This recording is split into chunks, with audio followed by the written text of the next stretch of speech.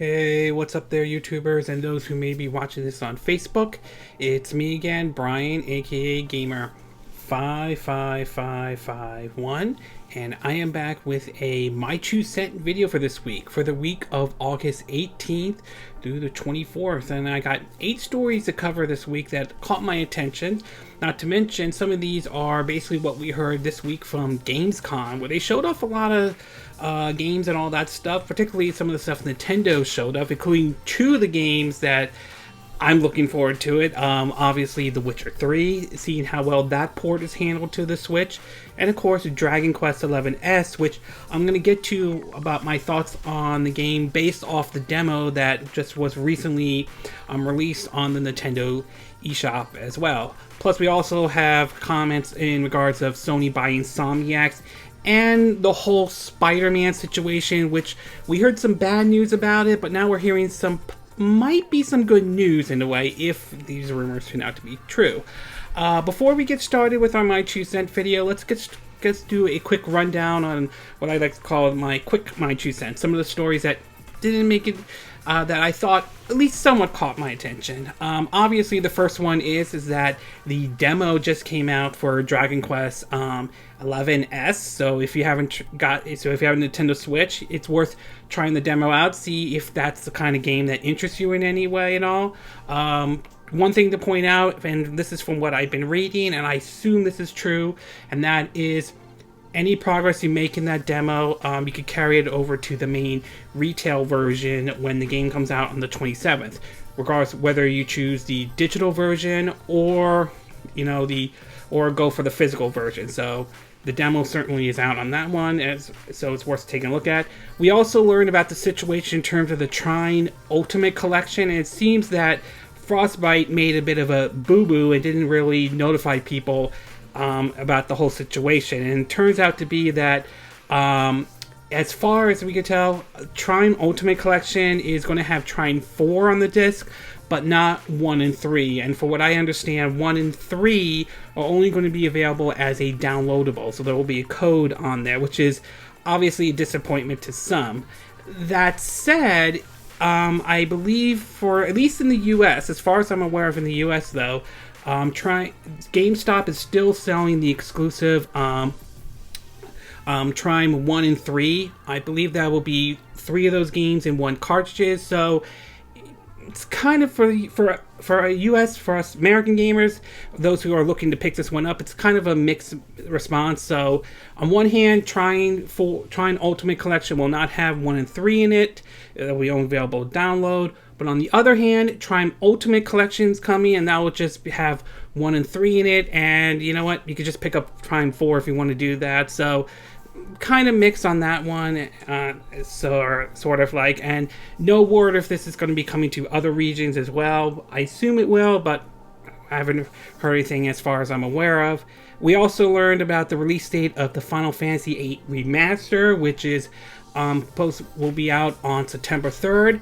Supposedly it will be $20, which is kind of interesting considering PlayAsia, from what I've been reading, is doing pre-orders for a physical version that's going to be $60. So I don't know if that changes or anything like that. And we also learned it's going to be 2.6 gigabytes. So for those who are planning to get or at least the Switch version, a bit of a heads up on that one.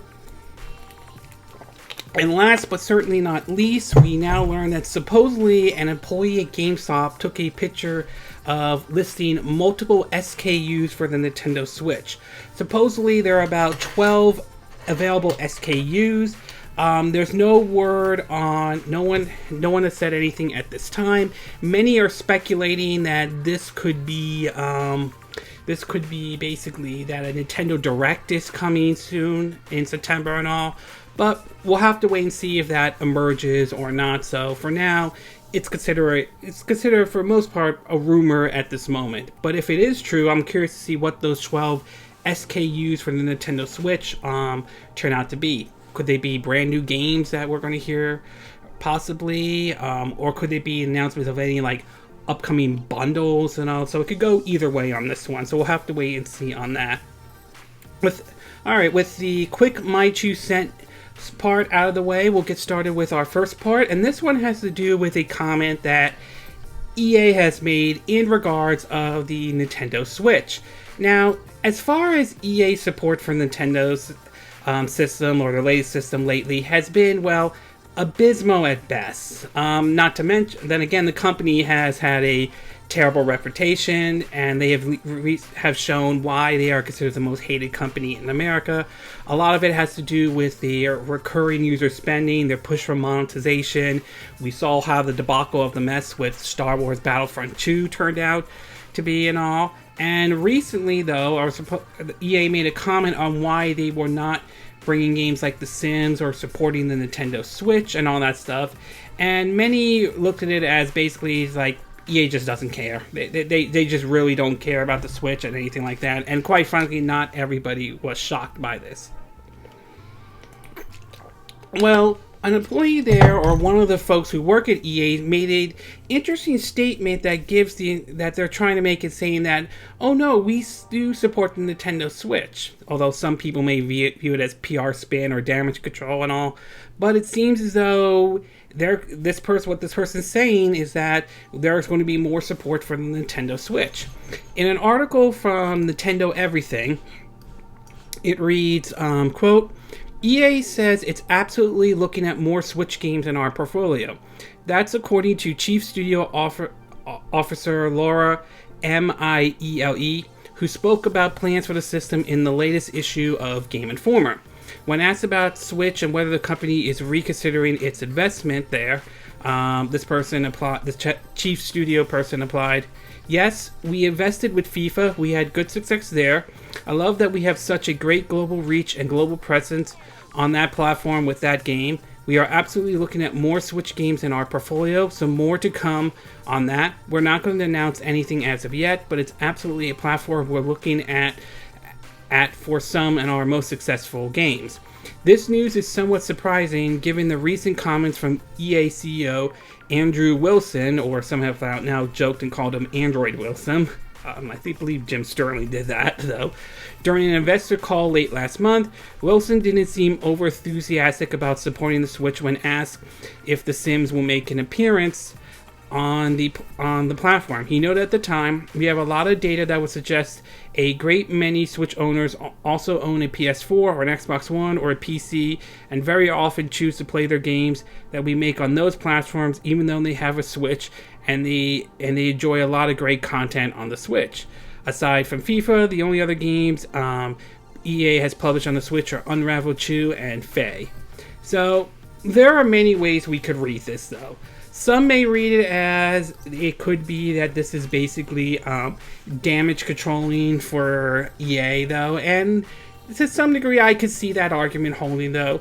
Some people could see it as basically that, how do I say it? Some may see it as sort of like the kind of situation I remember back during the Wii, Xbox One, and PS4 era, where EA made some comments, or some people heard some comments that they were floating around that EA wanted to see Nintendo go third party, they wanted them to fail, and they didn't think the Wii U was that important. And then, of course, when the Xbox One wasn't taken off as they hoped would, there were comments saying, "Oh yeah, we do support Nintendo and all that stuff," and their idea is basically releasing FIFA on the Wii, and the 3DS was just a roster update. That's pretty much it. And honestly, to me, this gives the impression this is sort of damage controlling, that EA has really hurt themselves a lot. I mean, Anthem is basically a mess. We hear stories after stories of Anthem, not to mention a lot of people leaving BioWare, which gives the impression that there may be troubles up ahead for that company and so forth. And not to mention the whole debacle of the mess with the whole handling of microtransactions, the Star Wars Battlefront 2 debacle of a mess, not to mention the whole Star Wars license being handled solely by EA, which, honest with you, they've done a piss poor job with it, to be exact. So to hear EA, or this person at EA takes a reversing course, though, I just can't help but feel this sounds more like damage control. And you know what?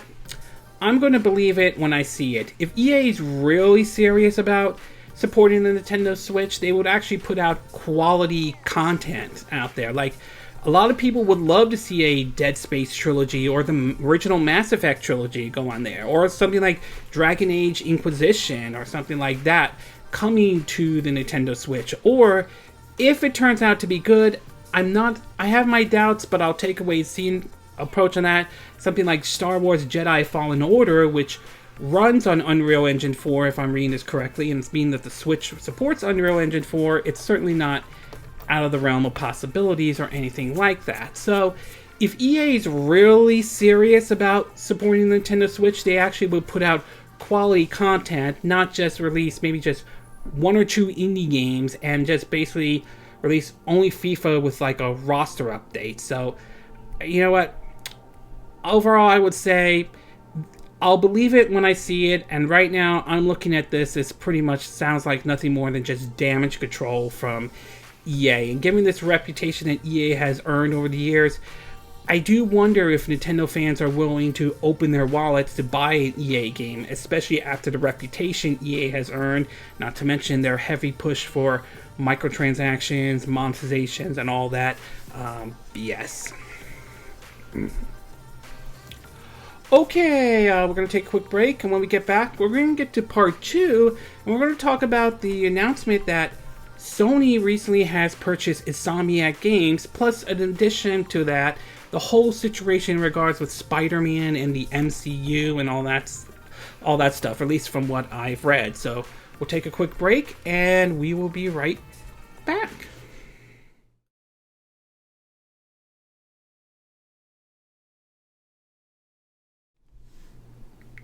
Okay, and we are back with part 2 of our My 2 Cent video for this week. And for this one, we're going to be taking a look at basically Insomniac buying... let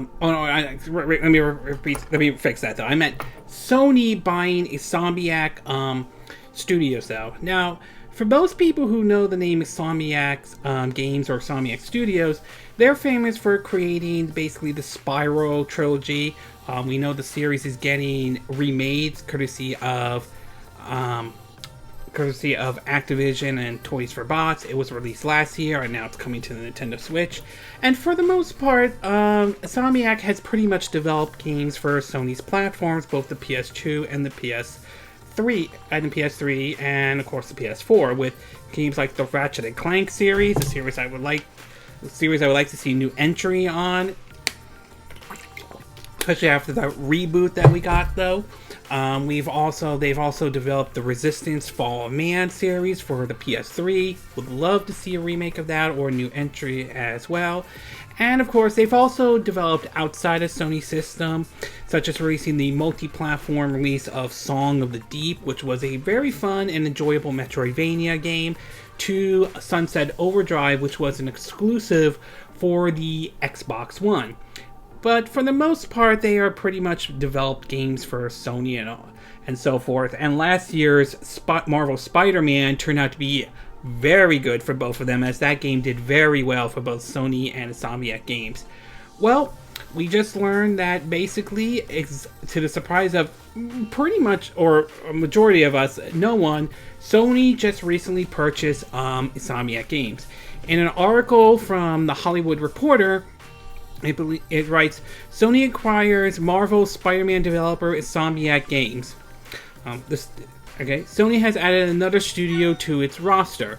Insomniac Games, best known for the Ratchet and Clank series and last year's Marvel Spider-Man, has been acquired in its entirety by Sony Interactive Entertainment, the video game company revealed on Monday. The acquisition marks the 14th studio now under Sony Interactive Entertainment worldwide. Studio banner joining the likes of Horizon Zero Dawn maker Guerrilla Games and Dreams and Little Big Planet developer Media Molecules. Insomniac has long been collaborated with Sony in releasing the Spyro the Dragon and Ratchet and Clank series exclusively on the platform console in the past, while also debuting last year's Spider-Man exclusively on the PS4. According to Sony, the day-to-day operation of Insomniac are expected to be run by the current management team in conjunction with SIEWWS San Mateo Studio. Insomniac Games is one of the most highly acclaimed development studio in the industry, and the legacy of best-in-class storytelling gameplay is unparalleled, said the SIE chairman. We enjoy a special relationship with PlayStation practically since our inception. Our partnership amplifies our potential, and Marvel's Spider-Man was a testament to this. We're excited to take the next step in our growth alongside our long-term WOS partner. Most of all, we're looking forward to delivering fresh new experience to our fans, says Insomniac founder and CEO Ted Price. So to see basically Insomniac be purchased by Sony isn't really all that shocking. I mean, when you look at their portfolio, though, outside of some of the games I mentioned, like Song of the Deep, which was a multi-platform release, or Sunset Overdrive, which was a Xbox One exclusive, and I think some VR games, though, for the most part, they pretty much have been developing games on the PlayStation platform. So to me, this really isn't anything new at all. So as long as they don't turn into the kind of situation like we saw how EA, how they buy a studio and then put their, microtransaction BS, and then basically when things go south, they just kill off that studio. As long as they don't do something like that, look at games like SimCity, Dungeon Keeper Mobile, the Medal of Honor. I mean, there's a whole laundry list, though. As long as Sony doesn't do something like that, then this is fine. I mean, it's not really that surprising to me. It's not really shocking at all. And considering its history with Sony,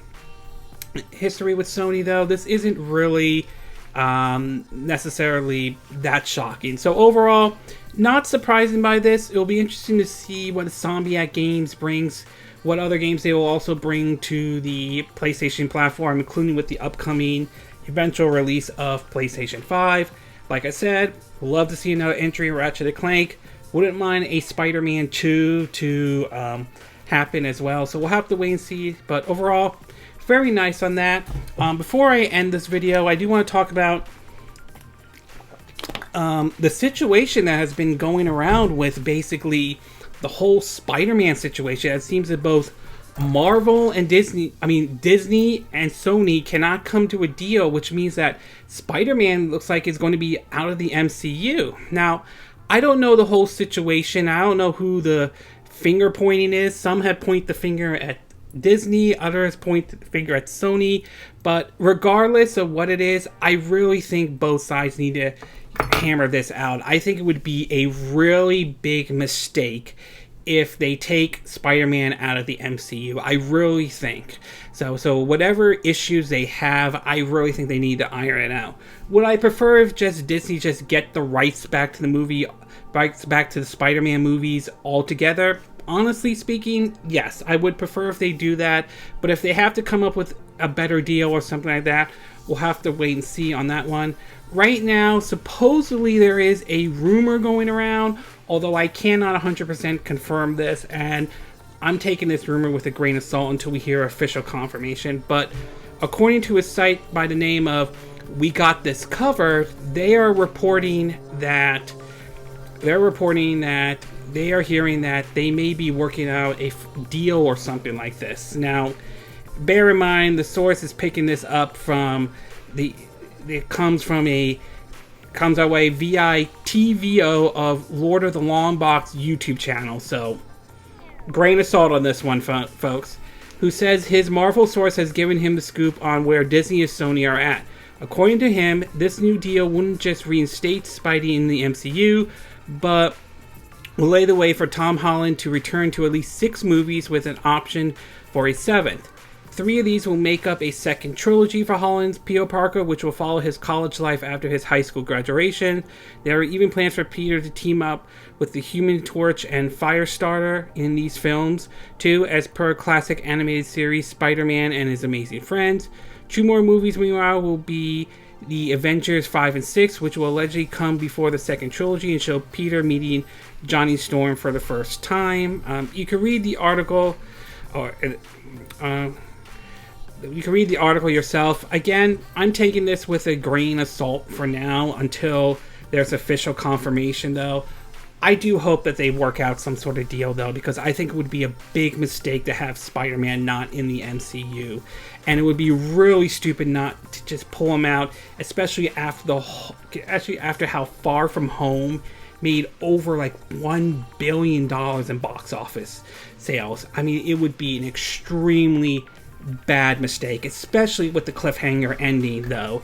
I really think I don't know whose side to blame on this, but I really think that both Disney and Sony need to get their act together and hammer out a deal or something like this. To me, I think it's ridiculous. I think it's unacceptable, and I think it could create a domino effect for the MCU in general. I mean, if it starts going down, if we have a situation where the MCU starts going downhill, then many will point to this deal as sort of the beginning of the end, though. Now, it's too early to say for certain if that's going to happen or anything like that, but if that kind of situation does happen, a lot of people will point to this. So my take on this is that whatever issue they have, I really think Disney and Sony need to resolve it and get this fixed right away, though. Personally, I would prefer if Disney just get the movie rights back for Spider-Man and just be able to have him stay in the MCU. That's my personal opinion, but if they have to hammer out some sort of deal, we'll have to wait and see. Hopefully their cooler heads will prevail, but I really think it's a big mistake not having Spider-Man in the MCU. At least that's how I'm looking at it. Okay, we're going to take a quick break, and when we get back, we're going to get to part 3, and this one has to do with, we finally got not only the release date, but the file size of the Switch version of The Witcher 3 Wild Hunt. So we'll take a quick break, and we will be right back.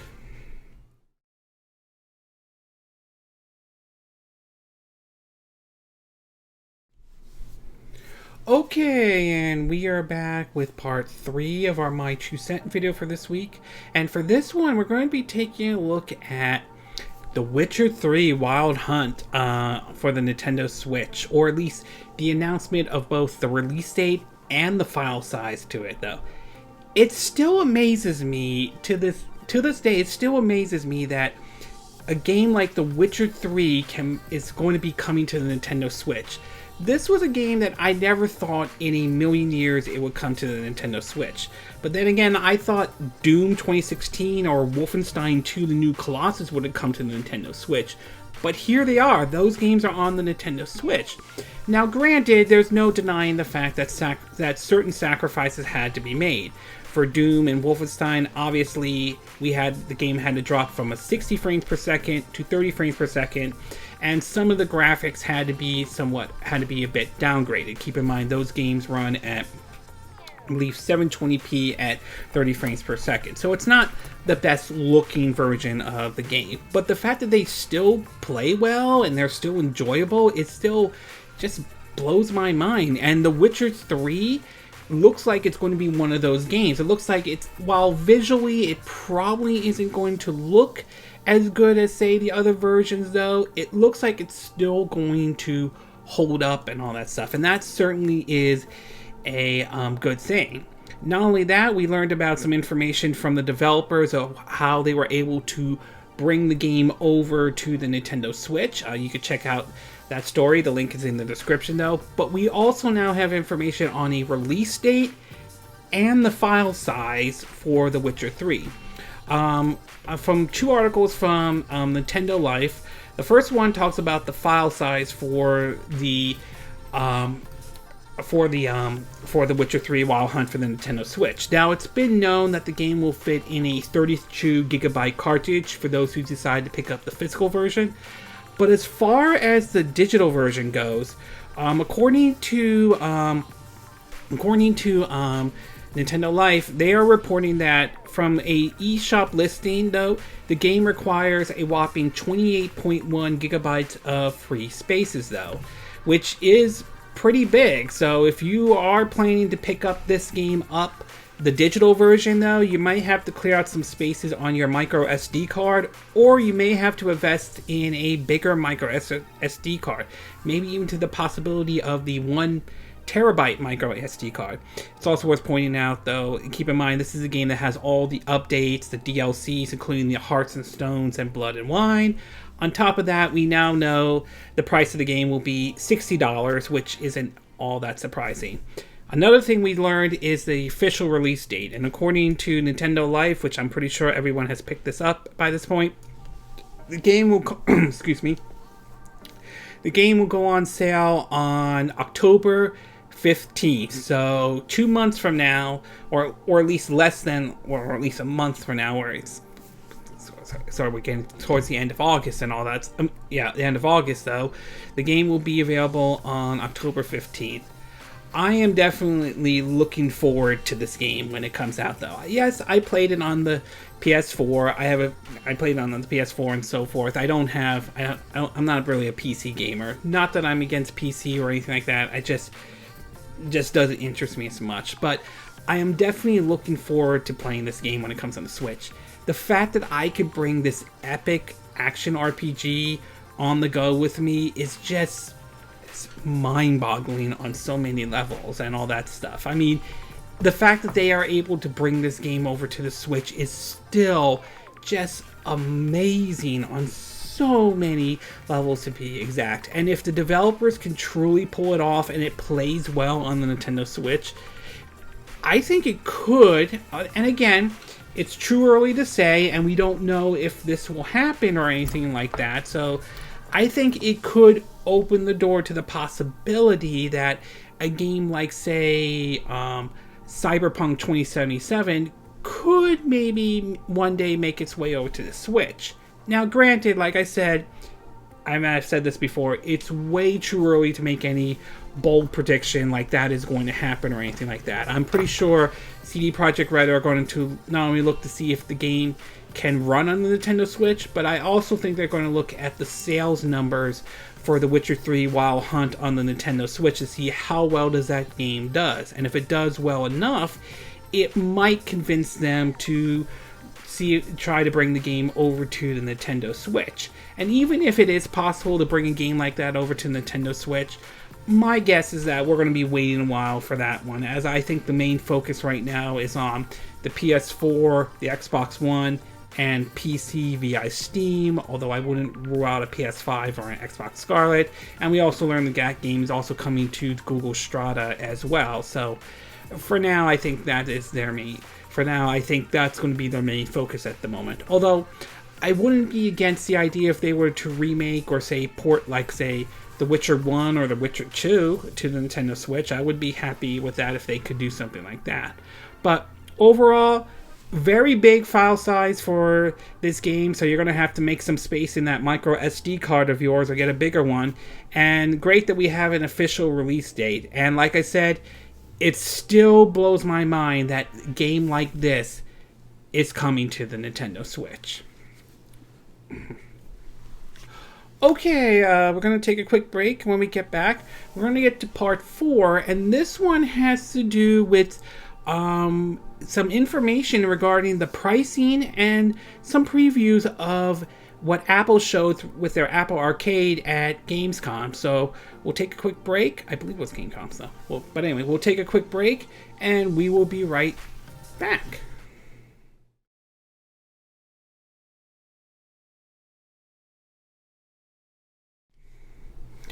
Okay, and we are back with part 4 of our My 2 Cent video, and for this one we're going to be talking about what supposedly will be the pricing and some information in regards of the upcoming gaming streaming service Apple Arcade. Now, along with Google Strata that's coming out, which is basically Google's own gaming streaming service, where we'll have a whole bunch of what looks like AAA games coming to their system, which, while I will say for that service, while promising though, I still think there's a lot of hiccups and there's going to be some hurdles that Google is going to have to overcome with that though. And I say the same thing with Apple Arcade though. Although with Apple Arcade, though, it does sound like there is going to be some advantages it will have, such as the ability to play these games offline and not having no ads or anything like that. Well, recently, Apple just it's been reported, at least from 9 to 5 Mac, that not only previewed about 6 of the games, though, which they're saying that it's sort of early in development and all that stuff, but they also claim that basically the price point, and if this is correct, this is kind of cheap, though, and it may interest some people to pick it up. From several different articles, not only from Apple Arcade, from 9 to 5 Mac, but of course from GameSpot, it's reported that, quote, here's what they're saying. Apple unveiled its gaming subscription service, Apple Arcade, back in March of 2019. While expected to roll out sometime this fall, reports are now circulating that Apple Arcade could cost just $5 or $7 Australian dollars or £4 per month. 9 to 5 Mac uncovered the alleged pricing, which includes a 1-month free trial and a promotion message hidden within the App Store API. Apple has yet to comment on the matter, but 9 to 5 Mac reports that Apple Arcade will feature family sharing as well. With the support price unconfirmed, there's a possibility it could change ahead of Apple's September 10th event, where the company expects to announce its new iPhones. Apple has been testing its arcade service on company employees, offering the subscription for just 49 cents per month. The extremely cheap price is only for Apple employees and reportedly lasts until ISO 13 becomes available for everyone. So if this is true, though, if what it's been reported not only on GameSpot but also from 9 to 5 Mac, if this is correct, though, and assuming that's the price once Apple supposedly announced more about the Apple Arcade at their September 10 event, that may not be bad. I mean, the fact that it's being $5 is $5 per month, that's very cheap, and it does make me more interested in trying this out. That said, though, however, a lot of that is going to come down to the games, and that's going to be one of the hurdles Apple Arcade is going to have. Right now, we know that they only showed about 6 games at this preview that 9 to 5 visited. I believe this was at Gamescom, though. And right now, based on the 6 games they showed, not 100% sold on them. Although it is worth pointing out they're in beta and all that stuff, so the final version might be different. And it's 6 out of the 100 games, so it's possible the other games might be better than what was shown at this event, or what was shown from 9 to 5, what 9 to 5 Mac showed and all that stuff. And I think that's going to be the hurdle right there, as I mentioned. It's going to be the games. As cheap as this service is, they really have to offer and show that these games are worth subscribing to the Apple Arcade.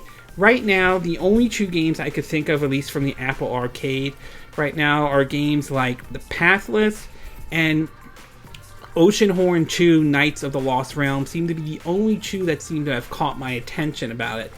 Although they do say they're game developers like, say, Sega, which supposedly is bringing a Sonic game to Apple Arcade, to even Platinum is bringing a game to the Apple Arcade, which I'm very curious to see what they're going to offer. So, I mean, overall, I will say the price certainly is cheap. I won't dispute that. The fact that paying $5 a month for this Apple Arcade service certainly isn't necessarily a bad thing, but ultimately it is going to come down to the games. And if these games feel like something they could just pick up from the App Store and don't really offer anything, then it's going to be a tough sell. That said, I do think Apple Arcade, I do think it does have somewhat of an advantage over Google Strata, and that has to do with the fact that you could play these not only on your iMac, iPhone, iPod, or Apple TV, but the fact that you could play these without an internet connection and not having any ads certainly does give it somewhat of an advantage over Google Strata. But again, it's going to come down to the games, and it's going to be really interesting to see if these are the kind of games that will interest people in trying out, the whole Apple Arcade service, though. Okay, we're going to take a quick break, and when we get back, we're going to get to part 5, and we're going to be talking about Nintendo and what they showed off, which is called their Indie Worlds and all. So we'll take a quick break, and we will be right back.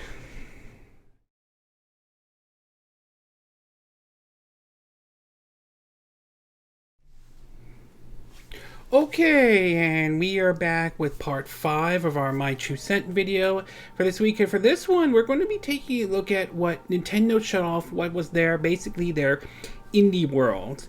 Now, one of the things that we've been seeing a lot on the Nintendo Switch lately has been lots and lots of indie games. And while I'm not a huge indie fan or anything like that, there are times when there are certain indie games that have come out that are actually not only look good or play good, but sometimes they're even better than what most of the AAA games that have come out. And this one, we saw some games that Nintendo showed off as part of their Indie World presentation that certainly several of them caught my attention. Some that were surprisingly released that we did not expect. And one that was rumored for quite some time and that we're finally getting this on the Nintendo Switch. From an article from basically My Nintendo, they broke down basically everything that they showed off. Though the ones that caught my attention that really caught my attention though was the one Eastward. That was one of the games that caught my attention. Basically being a sort of like an RPG developed by Pixpil, Pixpil, and being published by Chucklefish. Though this one certainly is one that's caught my attention. I'm looking forward to that one when it comes out on 2020. The action RPG Torchlight 2, which I learned that's being developed by Panic Button, which has done a really good job from the Nintendo Switch. That certainly is one I will keep an eye out for. Risk of Rain 2 is another one I might look at though, even though it's being published by Gearbox and all that stuff. So I have a little bit issue with Gearbox, especially the way their CEOs handle everything and all that stuff. But I might take a look at that one though. But the 3 that really caught my eye the most that just recently came out was the Hotline Miami collection. I've heard some really good things about that game, and I recently got a chance to try it out on the Nintendo Switch. And I believe they showed bits of that gameplay when the official reveal trailer for Traffic Strikes Again, No More Heroes. Super Hot, I've heard some really good things about that. I tried out a little bit of that. That is a very unique first-person shooter and all that stuff. I gotta dig a little deeper into that one, but it's definitely one that I have so far enjoyed bits of it though. And of course, the big one though that was rumored for quite some time though is Ori and the Blind Forest, calling it Ori and the Blind Forest Definitive Edition, that was published by Moon Studios and actually published by Xbox Game Studios. To see this game on the Nintendo Switch is kind of surprising to see though, and it's been rumored for quite some time, and judging from what they showed at the presentation, it looks impressive. The music sounds great, the art style looks nice, and the fact that this is a Metroidvania style of a game that was definitely right up my alley. So this is one that I am definitely looking forward to basically trying out. So my overall experience with the Indie World the Indie World presentation that they showed was, there were some games that caught my attention, and there were some that I might be keeping an eye out for.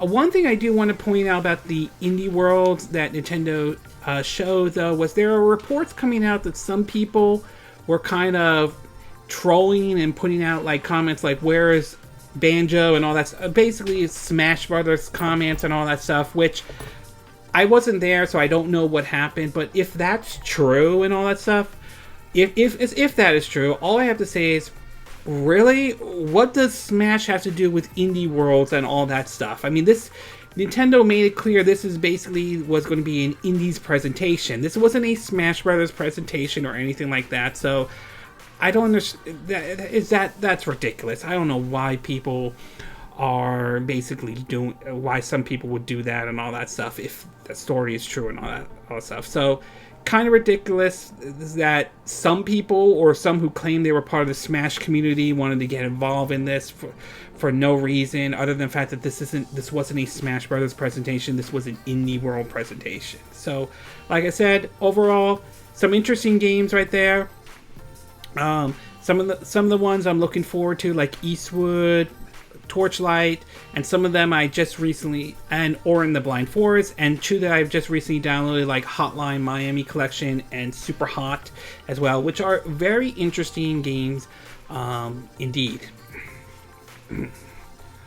Okay, we're going to take a quick break, and when we get back, we're going to get to part 6, and this one has to do with a comment Microsoft recently made that may or may not sit well with everyone, or those who are hoping for certain games from Microsoft to bring over to particularly the Nintendo Switch. So we'll take a quick break, and we will be right back.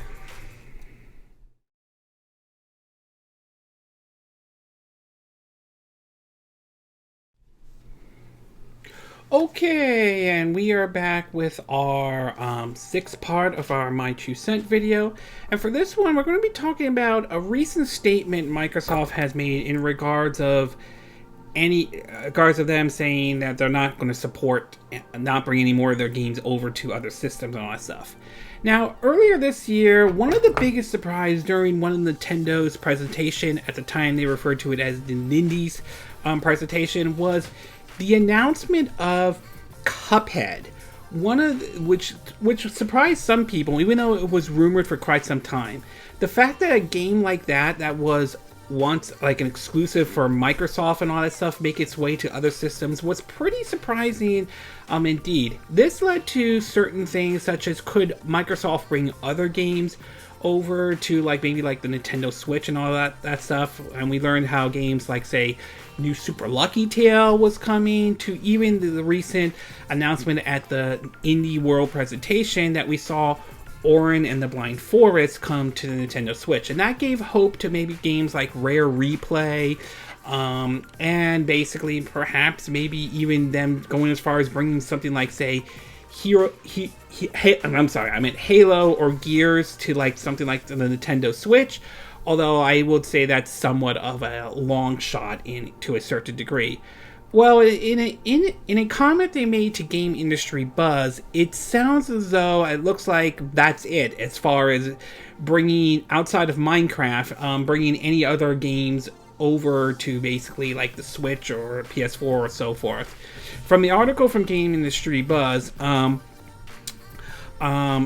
Microsoft basically released this statement in regards to this. It says, quote, "The past year has been an exciting time for us as we have more than doubled the eternal creative team making up Xbox Game Studios."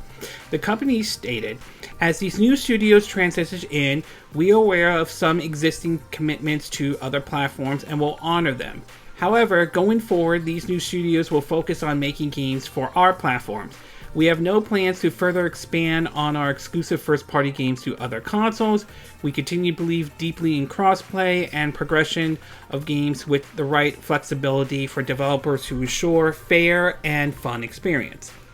Now, I will say to some extent, though, I get what Microsoft is saying, though, and obviously, since now they own these studios, it's their IP and so forth, and they want to make it where if you want to play these games, though, you have to purchase an Xbox One. I get it. I understand that, though. But at the same time, I will kind of admit, though, to some degree, I'm kind of a little disappointed in this because, well, seeing how we've heard how seeing so forth, it would have been nice for Microsoft to bring some of their IPs over and all that stuff. I understand it's their system, their so forth, and if they don't want to do so, they don't have to, anything like that. They didn't have to bring Cuphead over to the Nintendo Switch, although, according to Game Industry Biz, Microsoft told them that Cuphead was never an exclusive IP and it is property of developer studio MDHR and so forth. So, I mean, I get what Microsoft is saying and all that stuff. You can disagree with me on it or anything. I get what they're saying, and obviously they want to make sure that since they now own these studios, that they develop particularly just for Microsoft systems only. That said, it's kind of interesting that they made this statement, considering I think it was last week where they made a comment saying that they wouldn't mind their studios they make games for other systems, but they also stated that games like Gears and Halo will stay on like the Xbox and all that stuff, which understandably though, although I do believe something like, say, like a Halo collection, you know, or Master Chief collection, or say like a Gears of War trilogy on there, like with Gears of War 1 and 3, would have been nice to see on the Switch and so forth. But I want to be disappointed by this announcement, but I understand why Microsoft is doing this, because you know what, now they own these studios, it's their IPs, they can decide what they want to do. That said, I think it would be kind of hard pressed not to bring some of these games over to, say, other platforms like the Switch. Like, say, if the Outer Worlds, which was announced for the Nintendo Switch, does very successful on the Nintendo Switch, I think there will be some people thinking, hey, if you do Outer Worlds 2, why not bring that over there as well? Not to mention, you know, if we're getting we got Pillars of Eternia 1 on the Switch, but we're also going to get Pillars of Eternia 2. What if, like, they announced Pillars of Eternia 3? I mean, there are some people that would love to see it come to the Switch and all that stuff and so forth. So, although Spawn Waves kind of has a different view on this, somewhat of a different view though. I think he made a comment on it though. I'll have a video of the link in the description. So overall, my takeaway from this is, well, it's somewhat disappointing to hear Microsoft said that, but at the same time, I get where they're going with it and all that. I mean, after all, they bought all these studios. They want them to develop for their system and their system alone. So I get it. I don't entirely disagree with it or anything. Entirely disagree with them, but I won't deny there's part of me that's somewhat disappointed, because I would have loved to see something like, say, Rare Replay come to. Basically, I would have loved to see Rare Replay come to the Nintendo Switch, or like something like, say, like even something like, say, a Halo collection, like a Halo Master Chief collection, or like a Gears trilogy, like Gears 1 and 3. Even though, again, I'll admit, even though to some degree that would be like a long shot and so forth. Okay, we're going to take a quick break, and when we get back, we're going to get to part 7. And this one has to do with information that has come out in regards of the SpongeBob SquarePants Battle for Bikini Bottom Rehydrated Edition. So we'll take a quick break, and we will be right back.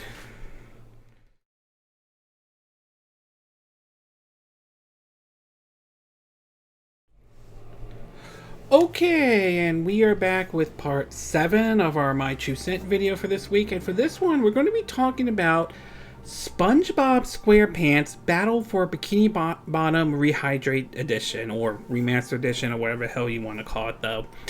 Ever since THQ was resurrected as the name is THQ Nordic, that studio has been on sort of ranging from a shopping spree to releasing several, bringing out some new games or reviving some IPs that many thought were dead, but apparently they want to try to bring these back. We saw like Darksiders see a resurrection with basically not only Darksiders 3, but Darksiders Genesis, not to mention a port of the first and second and now we learned that the second Darksiders is coming to the Nintendo Switch, along with basically Genesis, and I would love to see Darksiders 3 if it does happen though. To seeing series like Saints Row, basically a new entry into it, while Saints Row the Third, which came to Nintendo Switch, which I understand a lot of people were disappointed with that. I'm not as much, considering that the updates that they have released on it have made the game better, but I can understand why some people were unfortunately disappointed with it and so forth. To even announcements like bringing back Destroy All Humans, to even the surprise announcement that they were bringing back SpongeBob SquarePants Battle for Bikini Bottom Rehydrated. Now, I never played the first one when it came out in 2003, and I'll be honest with you, I'm not really a big SpongeBob SquarePants fan, but I've sort of grown to it and see why there's an appeal to it though. And while the game, when the original one came out, got sort of mixed reviews though, for what I understand, it did very well, and a lot of people enjoyed it. They became sort of like a cult hit for a lot of people and all that stuff. So it was shown off at Gamescom. So basically, some more info about the game has come out, along with basically some gameplay footage. And while the game still has some ways to go, as supposedly they're aiming for a 2020 release date for that game, apparently, based on everything that I've heard so far, it does sound very promising, not to mention based on the gameplay and so forth. From an article from Nintendo Everything, supposedly I'm not going to read all of it though, but they do have some interesting things right here. According to it though, there's some rundowns from what they're saying is that the team isn't trying to do a massive overhaul and change the original experience. It's really about the small details. They want it to be playable in a modern way while maintaining the feel of the original. Working a lot on the camera so players don't have to control the camera that much. Restoring scenes, a segment cut from the original, like Robot Squidward's fight from the concept art. We'll have a longer version of Patrick's Dreams. This was a broken level you could enter if you hacked into the original game. Unsure about a demo or beta, but may be possible for the new multiplayer Horde mode. Horde mode supports local play and online. Defeat robots in this mode at SpongeBob, Sandy, or Patrick's. Making it easier in terms of save points and pixel perfect jumping of the original. There will still be a challenge. It will still be a challenge. Visuals have been updated, including the character models, which will have more details though. Might have a collector's edition. Not confirming cheat codes, but they will be out. But they wouldn't be out of place, so they could be possible. More SpongeBob games possible, but the team's currently focusing all of its attention on this project.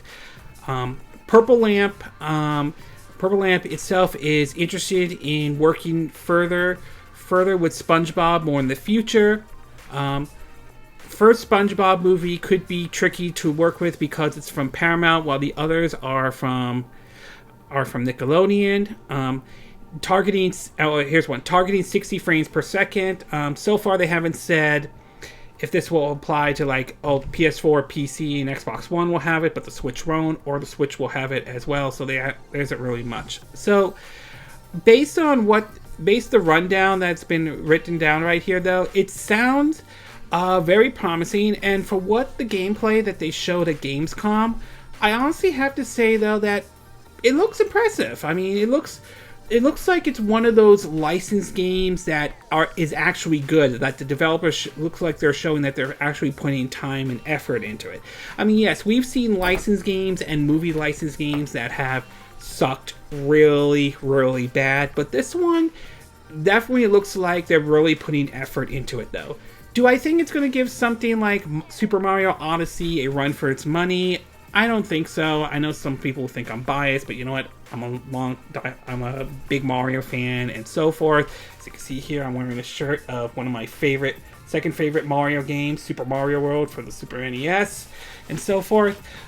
But it does look, based on what I've seen so far, it does look good. And it looks like they are putting some effort into this game. And that's definitely, in my view, a good thing, though. So hopefully we'll have to wait and see what happens when the game comes out in 2020. Hopefully it holds up very well. If this one turns out to be good, maybe this will put pressure on Paramount to let them do maybe a remake of the SpongeBob SquarePants movie. I heard a video game though, which I heard some good things about that one, and it'll be interesting to see what direction they go if they want to do future SpongeBob SquarePants video games. Maybe they'll, I know this may sound like a shot in the dark or complete left field, but what if they were to do a SpongeBob SquarePants, say, RPG? I mean, I'm sure they could poke fun of it at all. I mean, hell, South Park did it with the Stick of Truth and Fractured But Whole. I can't see how they can't do something like, say, an RPG using the characters from SpongeBob SquarePants. So, overall, very impressive for what they showed at Gamescom, and I would be looking forward to when the game comes out in 2020. And based on what I've seen so far, it looks like one of those. It looks like one of those licensed video games done correctly so far. Okay, we're going to take a quick break. When we get back, we're going to get to part 8. And I want to give you my thoughts on the Dragon Quest XI-S, the demo that just recently came out. So we'll take a quick break, and we will be right back.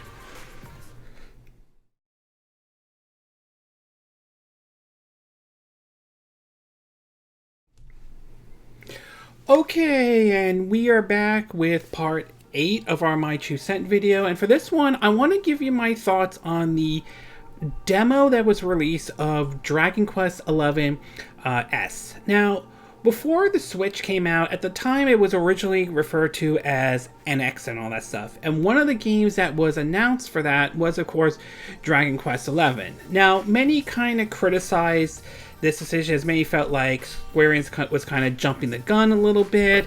I thought it was kind of ridiculous at the time because we did not know much about the NX and all that stuff at the time before Nintendo eventually revealed it as the Nintendo Switch.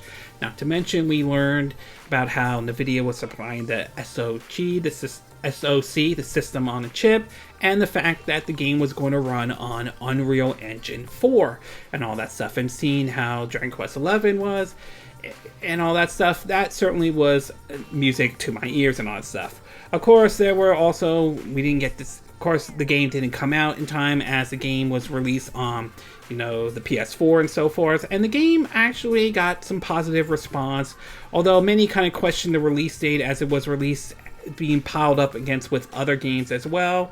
So we later learned about more information about Dragon Quest S, and they actually dropped a demo for that game. Now, I've invested maybe 2 hours or so in the game, a little bit early.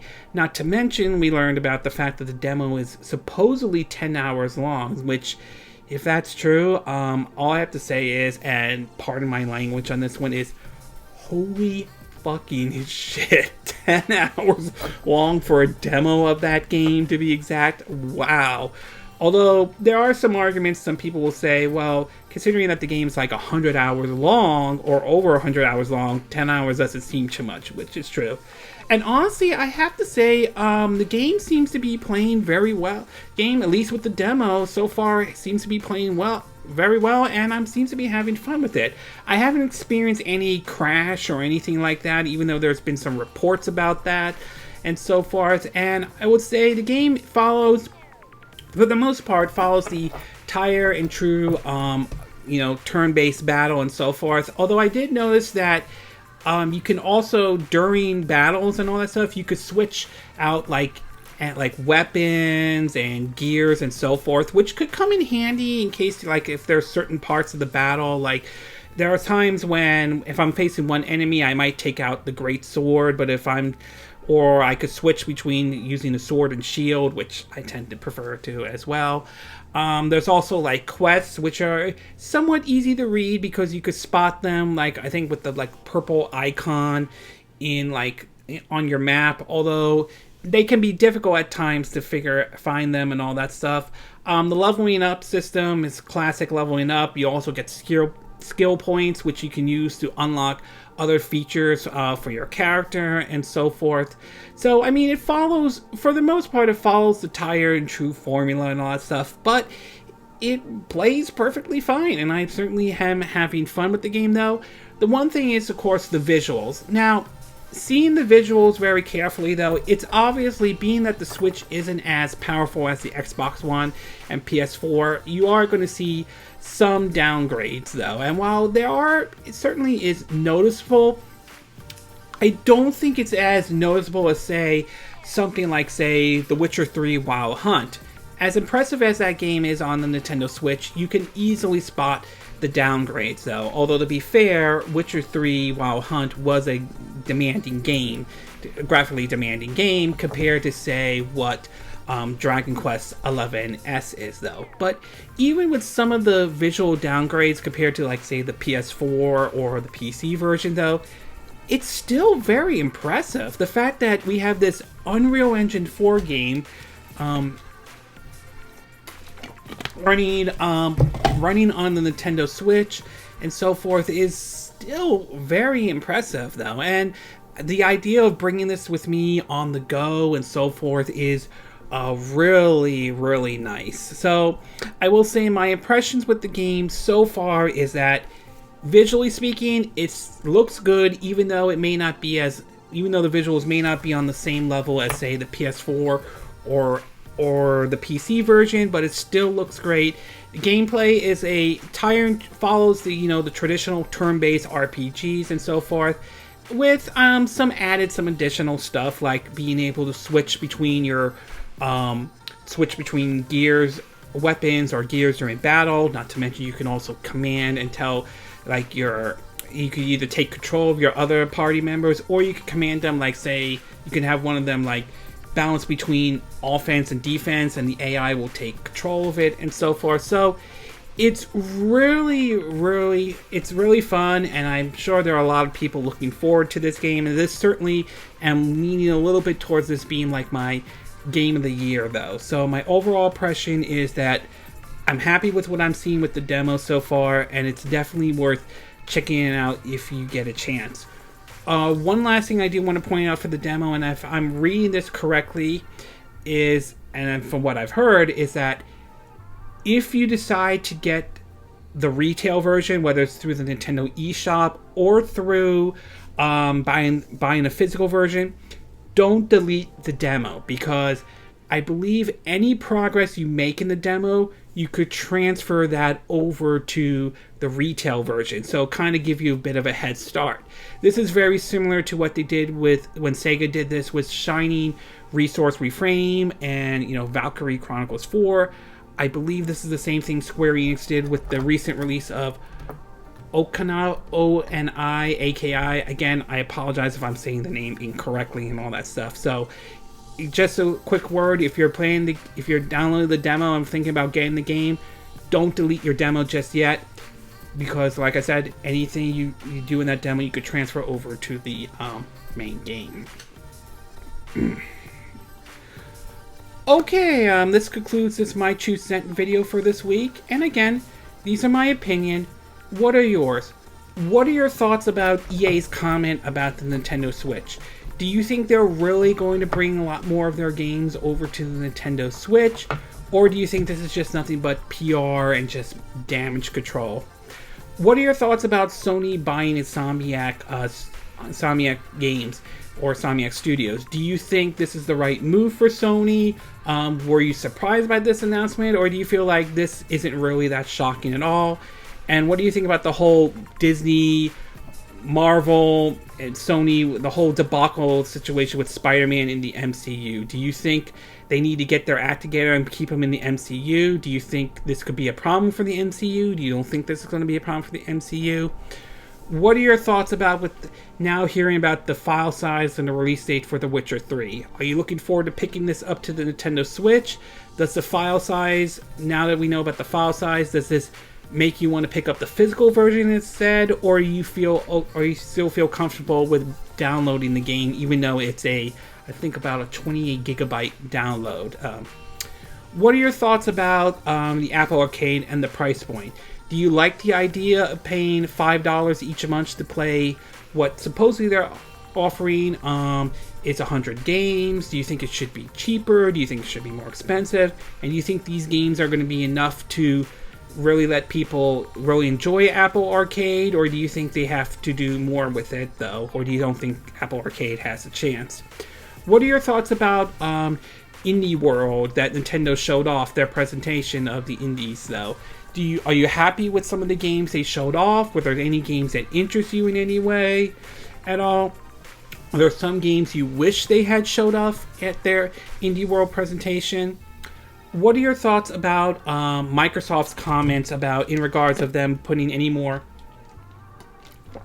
games on other systems, though? Do you think, were you surprised by this announcement? Or do you think that, it's not really that shocking and you understand why Microsoft is doing this and all that stuff?